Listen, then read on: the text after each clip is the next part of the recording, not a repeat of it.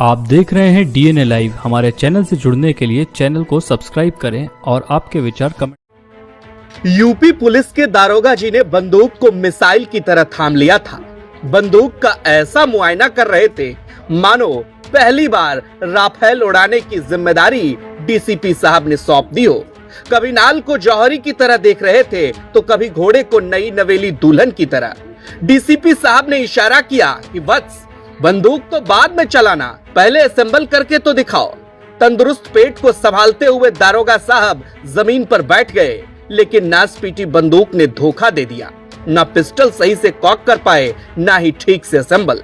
दाद देनी चाहिए डीसीपी देहात सुरेंद्र नाथ तिवारी जी की। साहब ने जिस धैर्य से अपनी हंसी रोकी वो सच में काबिले तारीफ है। चलिए, ये साहब तो घुटने पर बैठ गए, अब एक बार इन्हें देख लीजिए। साहब ने बंदूक उठाने को कहा तो ऐसे झट से उठा ली मानो खट्टर काका की लाठी उठा रहे हों। साहब ने डपट कर कुछ सवाल पूछे तो चुकंदर की तरह अपने मन की बात खुद ही करने लगे। लगता है न सिपाही साहब को सवाल समझ में आया, न डीसीपी साहब को जवाब।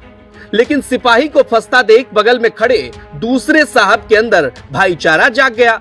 सवाल किसी और से पूछा जा रहा था और जवाब देने साहब खुद कूद पड़े। ये तो गया ही नहीं है, 6 महीने से गया नहीं। अगर देना पड़ जाए तो। लेकिन डीसीपी साहब भी कम बड़े खिलाड़ी नहीं है। उन्होंने मैगजीन को लेकर सवाल दाग दिया। उसके बाद जो जवाब मिला उसे सुनकर आप भी माथा पीट लेंगे। साहब को पता ही नहीं था कि कितनी मैगजीन होती हैं। पहले साहब का जवाब सुन लीजिए। नहीं हो, क्या क्या देते हो? ये तो गया ही नहीं है, 6 महीने से गया नहीं। अगर देना पड़ जाए तो। मैगजीन और कारतूस बुला दे। कितने मैगजीन देते हो? एक मैगजीन दोगे? अगर मान लो आपने 2 जानी थी, 3 जाती हैं।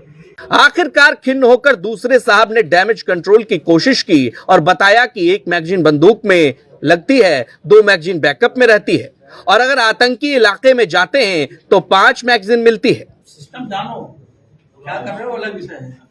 एक बड़ी मैगजीन राइफल में रहती है, 2 पोस्ट में रहती है, और अगर ऑपरेशन एरिया में जाएंगे आतंकवाद वाले में तो 5 मैगजीन मिलती है। ठीक है ना। साहब दिल के बहुत बड़े हैं, इसलिए रिक्वेस्ट है कि गलती से इन्हें आतंक वाले इलाके में मत भेज दीजिएगा। दारोगा साहब के डर से वैसे ही सब सकपकाए बैठे हैं।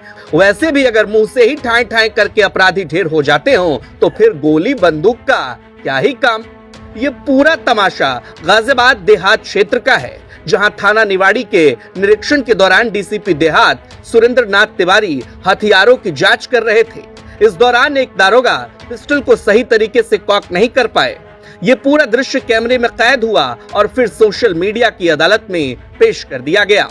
वायरल वीडियो में साफ दिख रहा है कि हथियार जांच के दौरान दारोगा पिस्टल को समय पर खोलने और संभालने में असहज नजर आ रहे हैं। वीडियो सामने आते ही पुलिस की ट्रेनिंग पर सवाल उठने लगे। सोशल मीडिया पर किसी ने लिखा कि नए सिंघम शस्त्र विद्या में फेल हो गए। किसी ने ट्रेनिंग पर हो रहे खर्च का हिसाब मांग लिया। लोगों की नाराजगी भी यूं ही नहीं है। जब लगातार पुलिस बदमाश मुठभेड़ों की खबरें सामने आ रही हों, तब अगर हथियार चलाने में ही देरी हो जाए तो खतरा अपराधियों को नहीं, वर्दी वालों को होता है। यही चिंता सोशल मीडिया पर खुलकर दिखाई दी।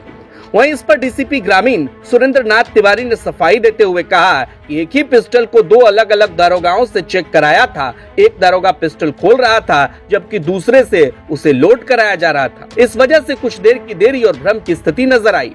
डीसीपी ग्रामीण का कहना है कि पुलिस कर्मियों को नियमित रूप से ट्रेनिंग सेंटर में हथियार संचालन से संबंधित प्रशिक्षण दिया जाता है और सब